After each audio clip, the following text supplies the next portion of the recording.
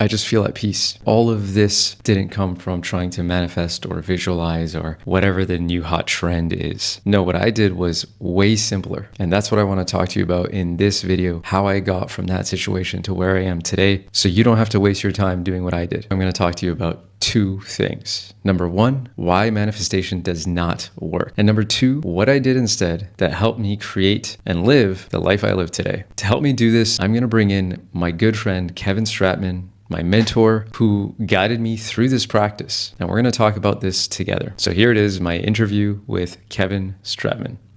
Enjoy. All right. Welcome, Kevin. So glad to have you here to share these ideas, these thoughts around this practice that's been so impactful. So welcome. And, I'd love to jump right into it and talk about why manifestation doesn't work. Yeah. Nice to be with you, Ashok.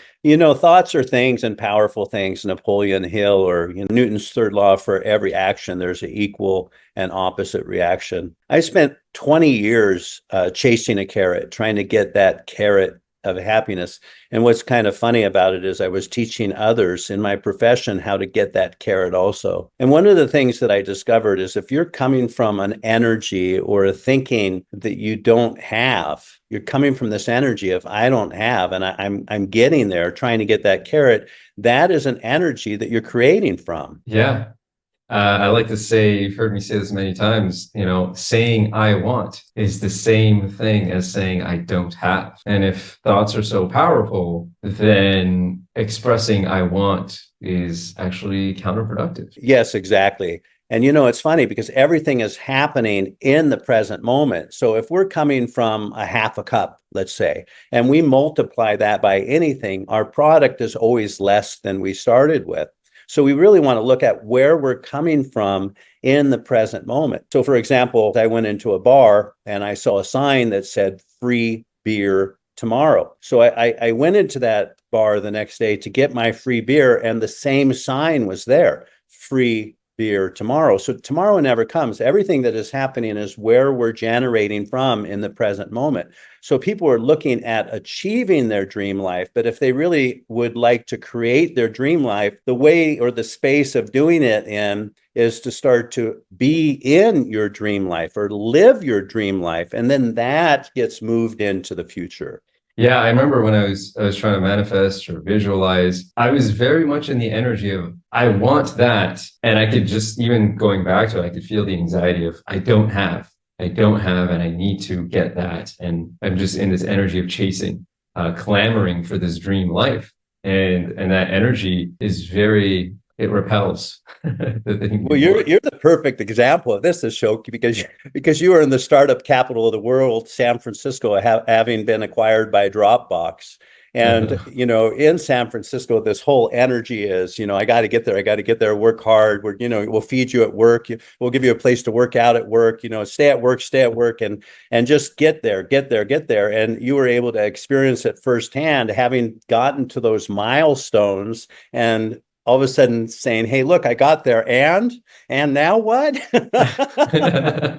Yeah, I never got there. I never experienced completion. I mean, on paper, I got there, and, I'm grateful for all those experiences, but there was still something clearly missing, because every time I hit these goals, I was still in the space of this is not enough. This is not enough. I want more, and therefore I don't have. Right. Exactly. Yeah. Which kind of brings us, it dovetails into the next aspect of why manifestation does not work. What else could you say about manifesting that really holds people back? Yeah, this is a really good point. And the key is we understand that things aren't working, right? And so what happens is we come from this energy of let me think positively, or let me read a new book, or let me do some breathing and create some kind of new thinking so that I can achieve this manifestation. We're coming from this idea that we'd like to create something new. And we try to do different things, like, for example, thinking positive, or doing a new program, or reading a new book, or doing something new for the first time, breathing, all these different things we can do to put ourselves in this new energy. And essentially, these things are not working for us because we still have this energy that we're coming from. Just reminds me of putting more thoughts on top of the existing thoughts that we already have.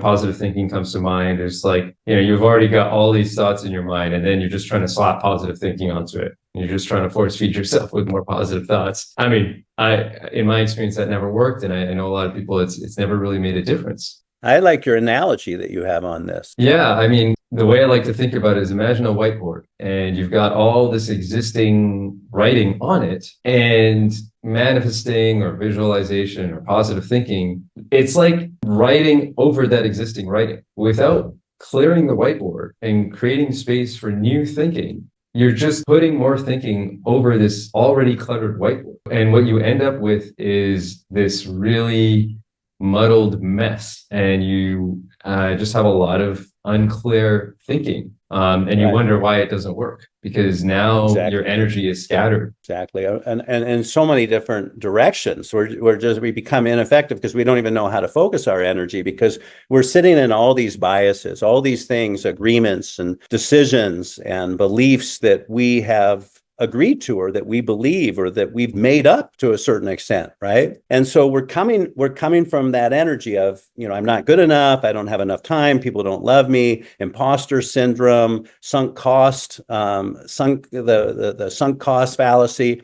And we're coming from all of these biases, right? And we're trying to create something new by what you just said, by putting, gratitude on the board, or a new job, right? And it's all this writing is already there. And we're ineffective in manifesting that because we haven't cleared up our board with all this writing on it. Yeah, a simple example is you may have an existing thought that I don't know how to make money. And then you slap on a thought that I'm going to make $10,000 a month. You're essentially, these two ideas conflict with each other, and they're going to always be at odds with each other. And so you never make any real progress.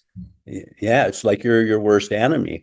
And until you look at the thinking that you've had that is driving you into the future, until you are able to let that go, you continue to come from that space. And that letting go is not always such an easy thing to do, because if you're in an unfulfilled relationship or job, or you're suffering from health problems, or you're having anxiety, if we talk about just letting go, I mean, how do you let go? You go back to your head and say, well, I should be more positive.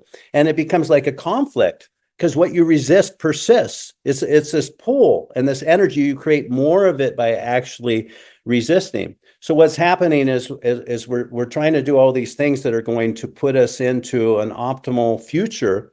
But essentially, we still have this mud pie that we could compare it to like a mud pie. So essentially, we have all these thoughts, which can be compared to a mud pie. And we have this mud pie, but we haven't emptied the pie tin of the mud, and we just put some frosting on it. But the core issue of the stuff that we need to let go is there, and we don't know how to let go of it because we go back to our head and a bunch of thinking on whatever it is that we're trying to let go, and then that continues to drive us, and we lose the ability to manifest and create new possibilities in our life. I love that analogy. The mud pie is gonna drive your actions. But like you said, letting go is not easy. And maybe we can jump into that, because that's also what I wanted to discuss in this video. And we've already talked about why manifestation doesn't work, but I want to talk about what I did instead, which is the practice you've guided me towards. Let's talk about that. How do we look at this mud pie? How do we work with this mud pie and clear it so that we can create new in our life? Right.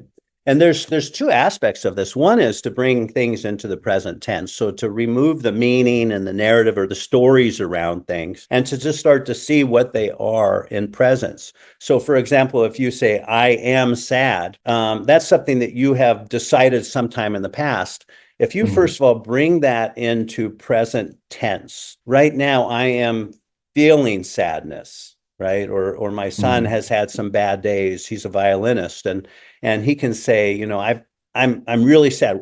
Why are you really sad? Because I am a violinist, and he's suffering and he's sad because he is a violinist. But when he takes it into, I had a bad day, but I am still creating the possibility of good music through my violin, the energy is completely different. So what you and I did in this practice to be able to bring ourselves into presence is we stepped out of the stream of our thinking. We started practicing watching the movie going on in our head, watching it without being the major drama character in the movie. Yeah. Absolutely. You know, for me, that experience was going from I am a software engineer or I am a bad software engineer to I'm having a rough day. I am unable to solve this problem today. Yeah. Just expressing that in this way, in the present tense, I immediately felt this shift from being stuck to being in possibility. Like I am having a rough day versus I am sad. I am unhappy. It was a major shift, just that language alone. Well, you took the story, you took the chronic out of it by just looking at it in the present moment. Now it's just a bump in the road. It's Mm. just a present thought that you're having rather than all of the stuff that you've continued to generate in through the mud pie syndrome. Yeah, Yeah. yeah, So now you're looking at it and you're instead of making sure that you continue to hold on to your mud pie and I know and I've decided. And it's so funny the stuff that we make up. We can have a bad date with somebody or somebody breaks our heart. And then we're like, okay, all these kinds of people are bad people because one of them broke my heart. We just make right. up so much stuff. We have all this stuff Mhm. because we have one experience and then we make it into, okay, this is true because I've said it is. And then that drives us. But what you just did is you brought it into the present moment and you just saw, this is what I'm feeling. This is what is occurring for me. Now, you being a bigger presence of energy that goes into the quanta and beyond. You have your subconscious even working for you, looking at this context with Mhm. presence, and there you can actually remove without having to do high hard work, going into the past, recollecting it, seeing exactly what it is. You don't even need to know what it is and why it is. That's the source of the problem. What you're doing is you're just going into, this is what's occurring. You're bringing your presence into it. And now you have more than the small you looking at it. Now you bring your true self or who you essentially are in a great space, seeing what it is in the present moment. And right there, magically, you start to remove these elements or these pieces of this mud pie that are driving you into the future. Hmm. I love that you bring that up because I think even when I was first introduced to this, and I can even see the audience thinking, oh, okay, so you're saying I need to go to therapy and deal with all my past trauma and get rid of all the mud pie of thoughts of my entire history. And what's amazing is no, you don't need to do Yeah. that. You Yeah. just develop this habit. It's a rewiring of the way we think to Yeah. observe our thinking and express it in the present tense. Yeah. And, you know, for me, I didn't have to go through years of therapy and look at all my Yeah. trauma. It was way easier. I could just look at my thinking today, Yeah. bring it into the present tense, Yeah. and immediately that shifts Yeah. my It's all my energy. Yeah. Yeah. What we think we create, and resistance, every action, there's equal and opposite reaction. Newton's third law. So if we are in resistance of something, essentially we're perpetuating that energy. If we're wanting something and we're not there, essentially we're moving that energy into the future. So once you start to be able to just look at presently what's occurring for you, it disappears. And it's amazing because I was in a job for 30 years and I had so much thinking going on, like, oh, this is my security. And I just need to stay here because I've been here for 30 years, even though it was not bringing me fulfillment anymore. Mhm. And even I was doing a lot of traveling, even with my relationship with my wife, oh, wow, look, I'm having these ideas like, oh, we haven't been together for a long time. And it was so powerful when I started to just watch the thoughts that I was having, watch the thoughts. And I think you're going to talk about this in a little bit more detail, but on a broader scale, when you get used to it, you can just start to reside in being able to be in awareness of your thoughts easily. It just becomes a part of your nature.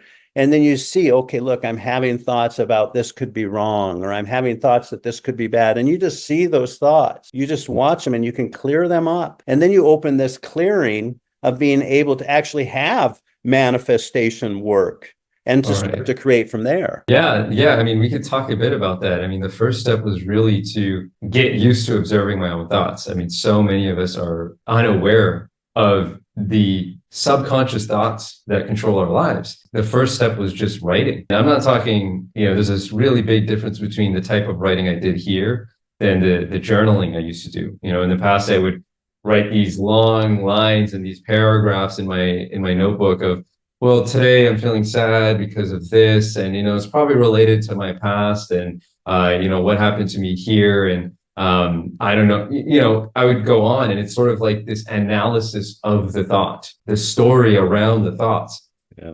But with Yeah. this practice, what you showed me was no, just write every thought like a stream of consciousness. Just write it as it comes out without analysis. And I started to sort of like my notebook started to just look like bullet points of thoughts. Like woke up today, feeling tired, need to do groceries. Oh, I should pick that up. Oh, I have this pain in my knee. And it Yeah. just like it was just a stream and no analysis around the thought. It's just whatever came up.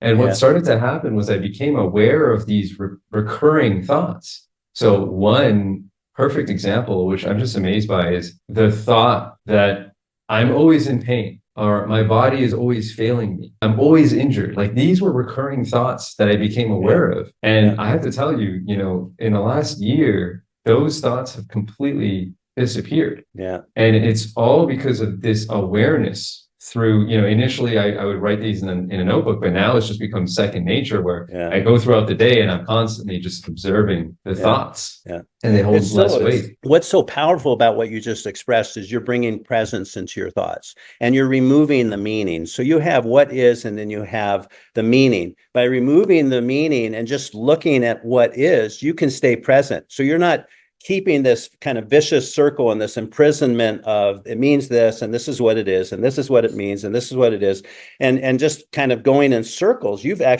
removed Yeah. the element of, and I think I might have messed up my hands there, but you've removed the element of meaning by just being present to what is. So now you have the present moment coming in. One of the big thoughts I had for years and years and years, Ashok, was I need to get rid of my financial anxiety. And, when I got present to, oh, look, I'm creating it. I'm having resistance, and I've even called it who I am, which is my financial anxiety. And when I started to just look at that thought without adding any meaning into it anymore, I started creating abundance, and I'm abundant everywhere. My life is full of abundance, and I don't have any lack anymore because I'm creating from the energy of I'm abundant, and I'm not holding on to this mud pie of my financial anxiety anymore. I was just able to disappear it by being present with the thought. Yeah, even in that visual depiction of it, you've got the what is the thought, and then you've got the meaning. I mean, when you remove the meaning, I mean, just visually, you can see these thoughts hold less weight, if any at all. And so it's just like a thought, I have pain, or I have financial worry. Yeah. I don't have enough. And so then you just observe it with presence and it holds no weight. And Yeah. what I've experienced is that my energy, there's nothing holding me down. There's no Yeah. weight that's Yeah. bringing me down. And so I'm left with this clarity and this energy that I can now express towards creating something. Yeah. Yeah. It's so funny. I can just see people that are watching this video thinking, oh, could it really be that easy? I mean, Right? it's just so easy. Yeah. And it starts to work immediately. Just Yeah. as soon as you do, and I think you were going to even mention that, right? If just immediately practice, even just for a few moments, watching yourself having thoughts, just take a few minutes, bullet point, that's a thought, bullet point, that's a thought. And and Yeah. even writing it down rather than being on your computer, see that you're separate from that thought. If you were Hmm. your thoughts, how would you know that you're having thoughts? You're watching yourself having thoughts. What's my next thought going to be? Oh, I don't know. Okay, let me start to be the observer. Let me start to be with my thought. It sounds like it's too simple to have a big impact, but just doing this simple practice of, okay, that's a thought, bullet point. Oh, look, I see you thought.